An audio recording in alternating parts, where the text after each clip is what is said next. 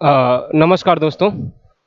हम लोग object oriented system design के बारे में जो कि हमारा सब्जेक्ट है हम लोग डिस्कस कर रहे थे। हम लोगों ने अभी तक हमारी जो प्रेजेंट टाइम में हम लोग 4th यूनिट पढ़ रहे हैं और अभी तक हम पहली, दूसरी और तीसरी यूनिट पढ़ चुके हैं और आपको सब्जेक्ट का जो मेन फोकस है ये आपको समझ में आ गया होगा कि हमारा मेन फोकस क्या है कि किस तरीके से हम एररलेस सॉफ्टवेयर डेवलप करें यूजिंग ऑब्जेक्ट ओरिएंटेड प्रोग्रामिंग। तो दोस्तों मैंने आपको 3 चीज़ें बताई थी जो इसमें काफ़ी इम्पोर्टेंट है। एक आपका ऑब्जेक्ट ओरिएंटेड एनालिसिस है, देन ऑब्जेक्ट ओरिएंटेड डिज़ाइन है, देन ऑब्जेक्ट ओरिएंटेड प्रोग्रामिंग है। ठीक है? यानी कि 3 चीज़ें अगर हम ऑब्जेक्ट ओरिएंटेड सिस्टम डिज़ाइन के थ्रू अगर किसी सॉफ्टवेयर को डेवलप करने की कोशिश करते हैं, तो 3 कॉन्सेप्ट हमें फॉलो करने पड़ते हैं और या 3 स्टेप कह लीजिए। सबसे पहले होता है आपका ऑब्जेक्ट ओरिएंटेड एनालिसिस, फिर आपका होता है ऑब्जेक्ट ओरिएंटेड क्या कहते हैं कि आपका डिज़ाइन और फिर होता है आपका ऑब्जेक्ट ओरिएंटेड प्रोग्रामिंग। एनालिसिस वाले पार्ट की अगर हम बात करें दोस्तों, तो एनालिसिस वाले पार्ट में होता क्या है कि हम जो अगर हमें यूजर अगर आके कहता है कि हमें कोई सॉफ्टवेयर डेवलप करना है और वो बताता है कि कौन कौन सी फंक्शनलिटी उसके सॉफ्टवेयर के अंदर होनी चाहिए, तो दोस्तों हम क्या करते हैं कि हम जो भी उसकी रिक्वायरमेंट्स होती है उसके थ्रू हम पहले अपना एनालाइजेशन शुरू करते हैं। एक मेंटल लेआउट क्रिएट करते हैं कि कैसे कैसे चीज़ें हमें स्टार्ट करनी है, कहाँ पे कौन सी चीज़ें इंप्लीमेंट करनी है। हमने फर्स्ट यूनिट में ऑब्जेक्ट ओरिएंटेड प्रोग्रामिंग से रिलेटेड सारे कॉन्सेप्ट्स देखे थे, जो उनके मेन पिलर्स हैं और किस तरीके से उनका इम्प्लीमेंटेशन करना है, उनकी स्पेशलिटीज क्या है, ये सारी चीजें देखी थी। तो ये सारी चीजें अगर हमें बेसिक चीजें अगर हमें पहले जो ऑब्जेक्ट ओरिएंटेड प्रोग्रामिंग में जो बेसिक चीजें हैं अगर वो हमें समझ में आ रही हैं, तो हम क्या करेंगे, देन ही हम क्या कहते हैं ऑब्जेक्ट ओरिएंटेड एनालिसिस कर सकते हैं। क्यों? क्योंकि हम एनालिसिस जब करते हैं तो कौन सा पहला स्टेप होगा, आगे चल के कहाँ पे कौन सा ऑब्जेक्ट रखना है, कौन सा क्लास रखना है, किसको इनकैप्सुलेट करना है, कहाँ पे इनहेरिटेंस करना है, कहाँ पे पॉलीमॉर्फिज्म करना है। तो दोस्तों ये सारे तो दोस्तों जब तक हमें बेसिक कॉन्सेप्ट सारे नहीं पता होंगे तब तक हम अपने प्रोजेक्ट से रिलेटेड एनालिसिस नहीं कर पाएंगे। क्योंकि एनालिसिस में होता क्या है, एनालिसिस में यही चीजें होती हैं कि किस तरीके से हमें कौन सा स्टेप पहले परफॉर्म करना है, कैसे हम जो है कि अपना उसके बाद हमारा अगला स्टेट क्या हो सकता है, वहाँ पे हमें किस तरीके का ऑब्जेक्ट रखना है और वहाँ पे कौन सा मेथड अप्लाई होगा। ठीक है ना? तो ये सारी चीजें हम ऑब्जेक्ट ओरिएंटेड एनालिसिस के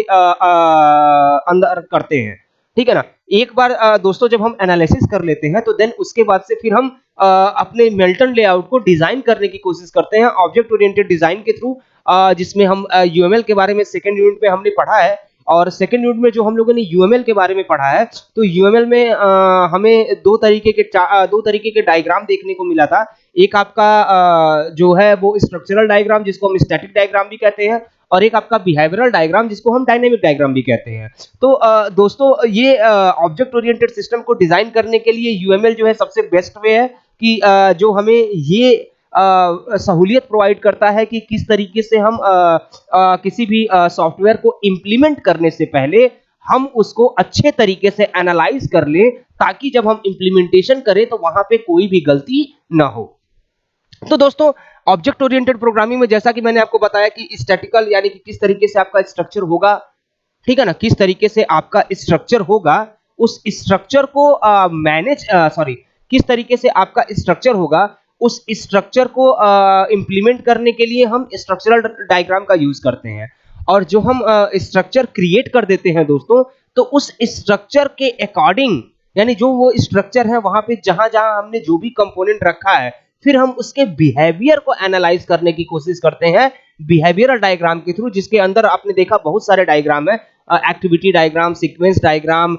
use case diagram, collaboration diagram और भी बहुत सारे डायग्राम है। तो हम पहले स्ट्रक्चर क्रिएट करते हैं, देन स्ट्रक्चर के अकॉर्डिंग जहां जहां पे जो भी कंपोनेंट रखे होते हैं उस कंपोनेंट में हम ये चेक करते हैं कि क्या उनका बिहेवियर जो है वो अकॉर्डिंग टू यूजर नीड है कि नहीं। ठीक है ना? जब हम हर तरीके से एश्योर हो जाते हैं कि जो हमारा एक सेकेंड हम जब हम पूरी तरीके से एश्योर हो जाते हैं तो हम ये देखते हैं कि जो हमारा ये तब हमारा ऑब्जेक्ट ओरिएंटेड डिजाइन जो है वो कंप्लीट होता है। और जब दोस्तों एक बार ऑब्जेक्ट ओरिएंटेड डिजाइन कंप्लीट हो जाता है तो हमारा लास्ट फेज होता है ऑब्जेक्ट ओरिएंटेड प्रोग्रामिंग का। और दोस्तों हम लोगों ने तीसरी यूनिट में देखा है कि ऑब्जेक्ट ओरिएंटेड प्रोग्रामिंग यानी कि जो हमने डिजाइन क्रिएट किया है उस डिजाइन को अब हम प्रोग्रामिंग के थ्रू इंप्लीमेंट करना शुरू करते हैं। और इंप्लीमेंटेशन करने में भी हमें कुछ रूल एंड रेगुलेशन को फॉलो करना होता है, एल्गोरिथम्स को डिजाइन करना होता है। देन उसके बाद से हम कहीं जाके अपने सिस्टम को प्रोग्रामिंग के थ्रू इंप्लीमेंट कर पाते हैं।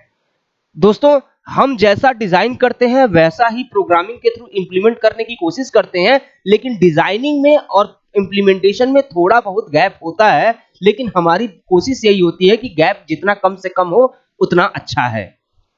ठीक है दोस्तों, तो बहरहाल दोस्तों हम अपनी चौथी यूनिट पे चल रहे हैं। ठीक है, हम अपनी चौथी यूनिट पे चल रहे हैं दोस्तों। और चौथी यूनिट में जो हम लोगों ने कल देखा था तो हमें क्या दिखा था, हम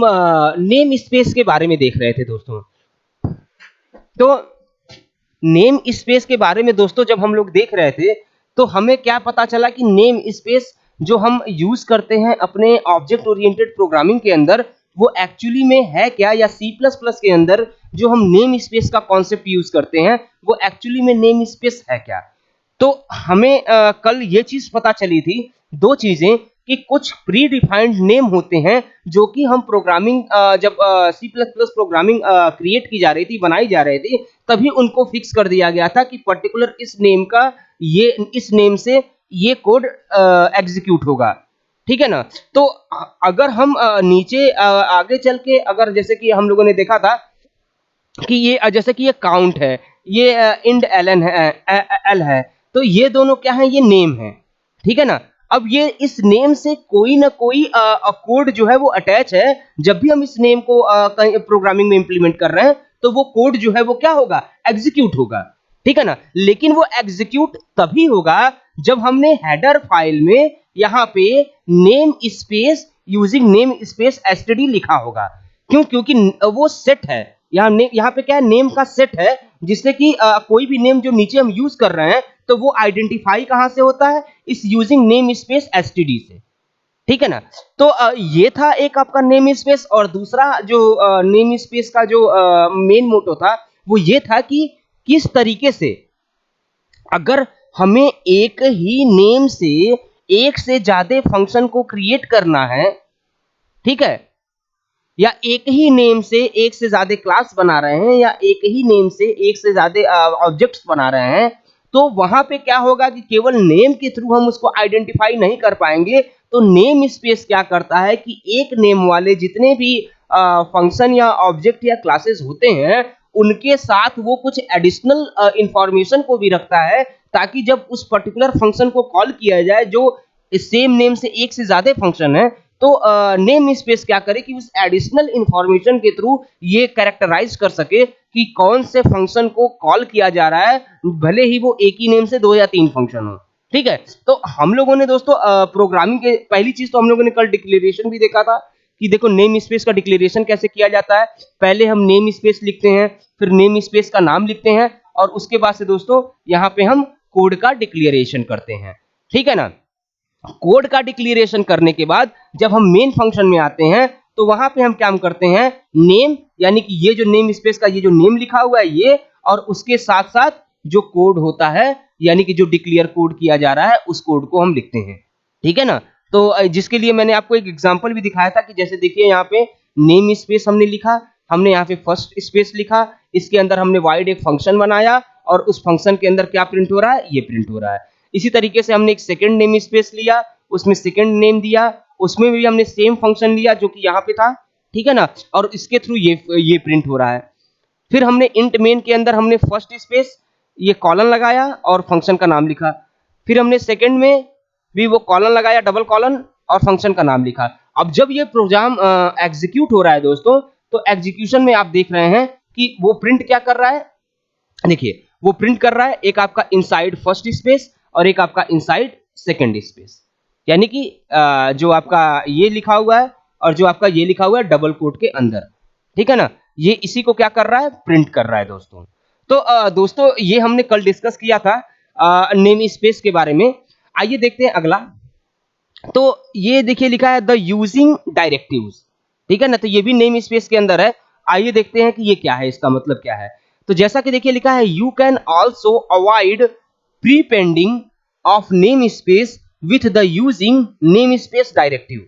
This directive tells the compiler that the subsequent code is making use of names in the specified namespace. The namespace is thus implied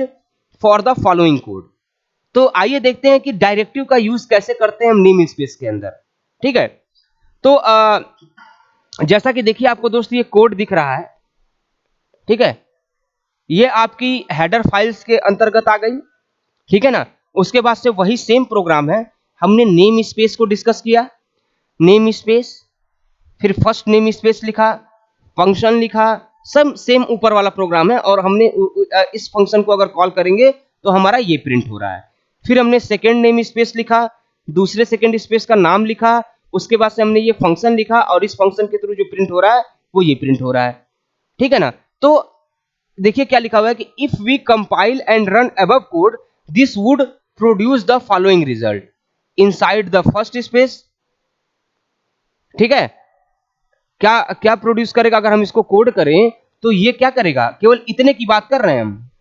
अभी हमने मेन फंक्शन की बात नहीं की है। यहां पे क्या कर रहा है कि केवल ये इतने कोड की बात कर रहा है, और इसमें अगर वो प्रिंट करने की बात करे, ठीक है ना,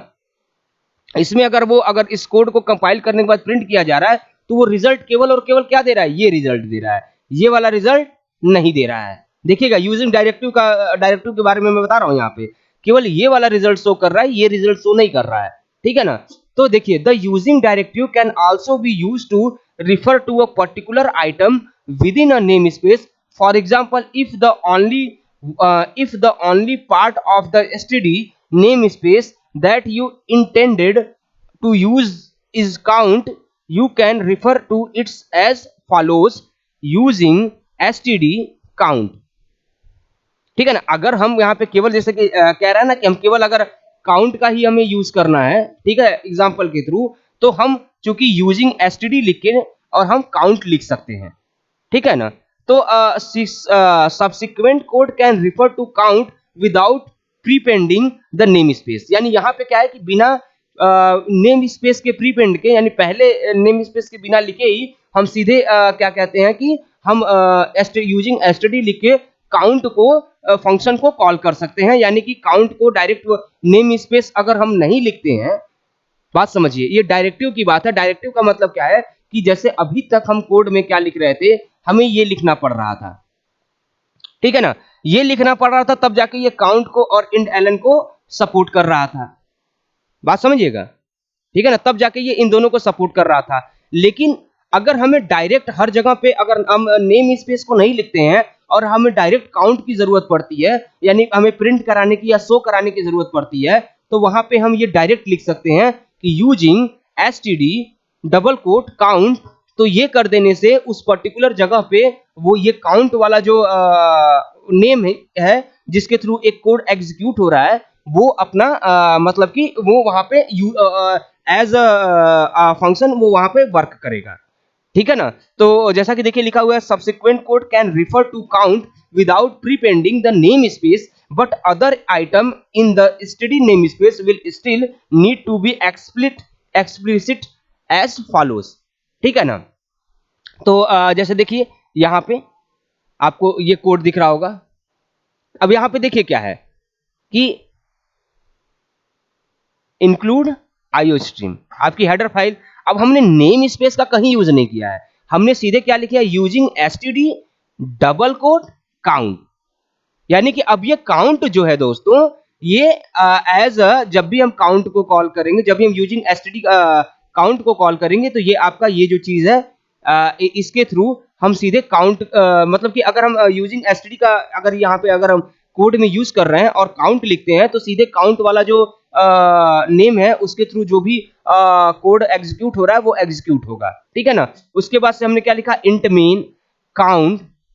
फिर हमने कोट के अंदर लिखा एसटीडी इंड एलन, ठीक है ना, इज यूज्ड विथ एसटीडी, और हमने फिर यहाँ पे भी एसटीडी एलन एसटीडी डबल कोट इंड लिख दिया। यानी ये देखिए हमने इस काउंट के लिए, अगर हमने ये काउंट के लिए हमने पहले ही यहाँ पे डिफाइन कर दिया, जिससे कि क्या हुआ कि अब ये काउंट जो कि लाइब्रेरी में नेम स्पेस लाइब्रेरी में रखा हुआ है, इसका यूज हम डायरेक्ट यहाँ पे कर सकते हैं, ठीक है ना, विदाउट नेम स्पेस लिखे, इस तरीके का यूज करके भी, ठीक है ना। उसके बाद चूंकि हमने यहाँ पे इंड एलन के बारे में नहीं बताया है कि इंड एलन क्या है, यानी यहाँ पे हमने या तो हम यही लिख दें यूजिंग एसटीडी डबल कोट, मतलब इस तरीके से लिख दें कि यूजिंग एसटीडी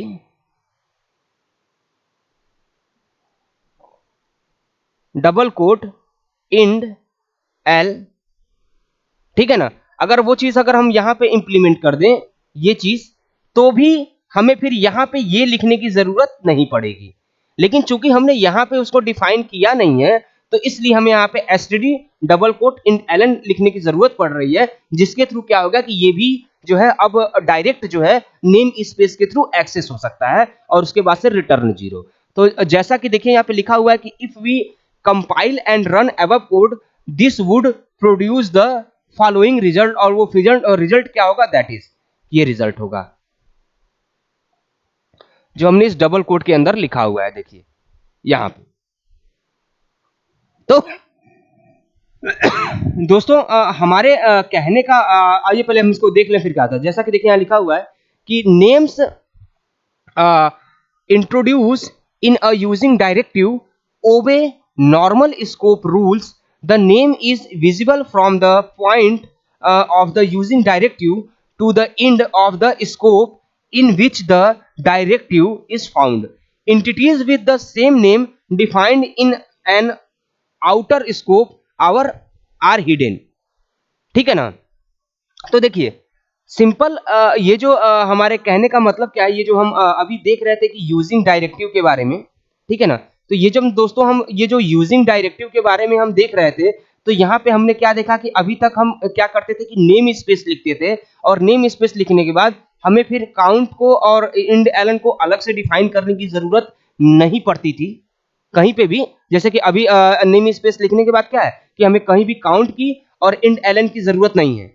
नहीं, इसके लिए हमें अलग से वो STD using STD double quote और काउंट या फिर इंड एलन लिखने की जरूरत नहीं है, ठीक है ना। हम डायरेक्ट अगर यहाँ पे हमने मेंशन कर दिया नेम स्पेस को, तो हम डायरेक्ट इसको यहाँ पे लिख सकते हैं। लेकिन अगर यूजिंग डायरेक्टिव की बात करें, ठीक है ना, अगर यूजिंग डायरेक्टिव की बात करें तो हमें क्या ये बता रहा है कि हम यहाँ पे अगर एक सेकेंड, अगर हम नेम स्पेस न लिख के यहाँ पे डायरेक्ट हम ये चीज लिख देते हैं, ठीक है ना, तो भी ये डायरेक्ट काउंट को तब अगर इसके ये लिखने के बाद भी अगर हम काउंट को लिखते हैं, तो काउंट को वो एक्सेस करेगा। लेकिन काउंट के अलावा किसी और नेम स्पेस को, नेम फंक्शन को या सेट ऑफ नेम को वो एक्सेस नहीं करेगा। जैसा कि आप नीचे देख रहे हैं कि चूंकि हमने यहाँ पे काउंट को लिख दिया है, ठीक है ना, हमने क्या किया है कि हमने यहाँ पे काउंट को, देखो दोस्तों, हमने यहाँ काउंट को लिख दिया है, और काउंट को लिखने के बाद जो है हम क्या कर रहे हैं कि देखिए यही काउंट अब नीचे हमें कहीं काउंट पे कुछ और लिखने की जरूरत नहीं पड़ रही है, क्योंकि अगर इस तरीके से हमने डिफाइन कर दिया है तो मतलब काउंट नेम स्पेस जो काम कर रहा था, अब वही काम यहाँ पे ये यूजिंग एसटीडी करेगा, और काउंट का जो परफॉर्मेंस पहले था वही परफॉर्मेंस होगा। लेकिन चूंकि हमने यहाँ पे एसटीडी इंड एलन को कहीं शो नहीं किया है, अगर हम यहाँ पे ये लिखते कि यूजिंग एसटीडी इंड एल, यहां पे सेकेंड लाइन में अगर वो भी लिख देते, ये लिख देते, तो हमें फिर यहां पे ये कोड लिखने की जरूरत नहीं पड़ती, हमें केवल क्या लिखना पड़ता, इंड एल। लेकिन चूंकि हमने यहां पे इस तरीके से केवल एक ही चीज काउंट को डिफाइन किया हुआ है और इंड एलन को नहीं डिफाइन किया हुआ है, इसीलिए हमें यहाँ पे ये पर्टिकुलर चीज लिखनी पड़ रही है, ताकि इंड एलन भी जिस तरीके से count without name space use हो रहा है, उसी तरीके से इंड एल भी विदाउट क्या कहें कि नेम स्पेस यूज हो सके, ठीक है ना। तो ये चीज दोस्तों आपको होप सो समझ में आई हो कि डायरेक्टिव क्या है, मतलब कि जो यूजिंग डायरेक्टिव यानी कि नेम स्पेस के अंदर हम डायरेक्टिव का यूज क्यों करते हैं, ये चीज होप सो आपको समझ में आ गई हो दोस्तों। ठीक है दोस्तों, उसके बाद से दोस्तों अगला है डिसकंटिन्यूअस नेम स्पेस। ठीक है ना। तो दोस्तों अगर हम डिसकंटिन्यूअस नेम स्पेस की बात करें, ठीक है, अगर हम डिसकंटिन्यूअस नेम स्पेस की बात करें दोस्तों, अगर आपको डायरेक्टिव समझ में आ गया हो, तो डिसकंटिन्यूअस अगर नेम स्पेस की अगर हम बात करते हैं, ठीक है, डिसकंटिन्यूअस अगर नेम स्पेस की हम बात करते हैं दोस्तों, तो यहाँ पे देखिए जैसा कि लिखा हुआ है कि a name space can be defined in several part and so a name space is made up of the sum of its separately defined parts. The separately parts of a namespace can be separate over multiple files. ठीक है, अगला देखिए क्या लिखा हुआ है। So if one part of the name space requires a name defined in another file, that name must still be declared. यानी उस नेम को हमें सबसे पहले क्या करना होगा, डिक्लेयर करना होगा, देन आफ्टर हम उसको अनदर फाइल में यूज कर पाएंगे। Written a following name space definition either defines a new name space और adds new elements to an existing ones. ठीक है ना। तो जैसा कि डिसकंटिन्यू, जैसे कि ये चीज जो पहले लिखी हुई थी कि अगर हमें किसी फंक्शन में डिसकंटिन्यूअस नेम स्पेस का मतलब यही है कि अगर हमें कोई सेम फंक्शन को नई फाइल के अंदर अगर हमें बनाने की जरूरत पड़ रही है, ठीक है ना, या किसी फंक्शन को हमें नए फाइल के अंदर बनाने की जरूरत पड़ रही है, तो हमें ये कोड पहले लिखना होगा जो कि ये डिक्लेयर करता है, जो कि मतलब कि ये अगर इस कोड की बात करें तो ये कोड एक्चुअल में कर क्या रहा है, ये कोड एक्चुअल में डिक्लेयर कर रहा है कि किस तरीके से, समझ में आ रहा है कि नहीं आ रहा है, कि किस तरीके से आपका जो पर्टिकुलर कोड है वो वर्क करेगा। और अगर आप जब तक उसको डिक्लेयर नहीं करेंगे, उसके नेम को डिक्लेयर नहीं करेंगे और उसके थ्रू उस कोड को अगर आप राइट नहीं करेंगे या उसका डिक्लेरेशन नहीं देंगे कि इस नेम के थ्रू कौन सा कोड एग्जीक्यूट होगा, देन आप अगर मैं कहूँ तो फिर अगर आप इस तरीके से अगर नहीं करते हैं तो आप जो है ये चीज़ें नहीं कर पाएंगे, मतलब कि तब उसका यूज आप नहीं कर सकते हैं। सिंपल कहने का मतलब क्या है कि अगर हम किसी कोड को, अगर हमें नेम स्पेस अगर हमें किसी नेम की जरूरत पड़ रही है, तो हमें अनदर फाइल के अंदर अगर हमें किसी नेम की जरूरत पड़ रही है, तो हमें उसको नेम स्पेस नेम करके फिर उस क्या कहते हैं कि पर्टिकुलर जो अनदर फाइल है वहां पे उसको दिखाना होगा और उसके साथ साथ उसके कोड को भी डिक्लेयर करना होगा। जैसे कि यहाँ पे जैसे कि लिखा हुआ है, हम यहाँ पे इसको ऐसे भी लिख सकते हैं कि नेम स्पेस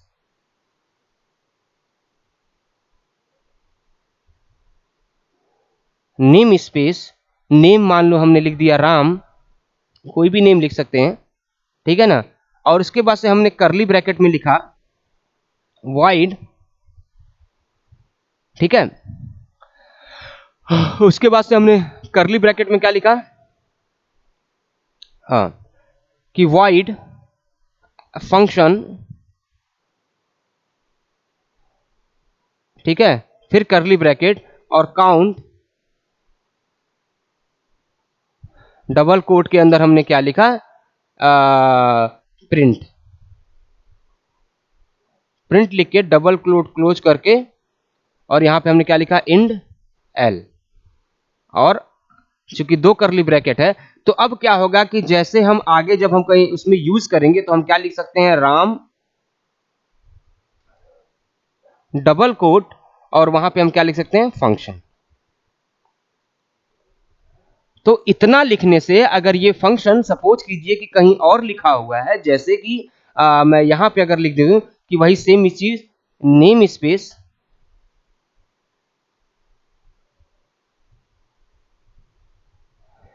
स्पेस श्याम करली ब्रैकेट वॉइड फंक्शन, ठीक है, आपका ये क्लोज हो गया, फिर वही सेम काउंट, फिर प्रिंट टू, प्रिंट टू, ये डबल कोट के अंदर है, और फिर इंड एल और करली ब्रैकेट। तो अब देखिए यहां पे भी फंक्शन है, यहां पे भी फंक्शन है, लेकिन नेम स्पेस में यहां राम है, ये श्याम है, ये इसकी क्या है, एडिशनल मीनिंग है दोस्तों। ये क्या है इसकी एडिशनल मीनिंग, ठीक है। तो ये जो एडिशनल मीनिंग है, इसके थ्रू जब भी हम फंक्शन को कहीं अनदर फाइल में फंक्शन को कॉल कर रहे हैं, तो ये जो नेम स्पेस जो ये additional meaning Ram and Shyam use कर रहा है, यानी यहां पे हम क्या लिखेंगे, श्याम, ऐसे श्याम डबल कॉलम और फंक्शन। तो अब इससे श्याम से पता चलेगा और इस राम से पता चलेगा कि अगर राम वाले इस फंक्शन को प्रिंट करा रहे हैं तो क्या होगा, केवल प्रिंट होगा। यानी आउटपुट अगर इसकी बात करें और इसके आउटपुट की बात करें तो क्या प्रिंट होगा, केवल प्रिंट, ठीक है ना। लेकिन अगर हम श्याम वाले इसकी बात करें तो आपका आउटपुट क्या होगा, प्रिंट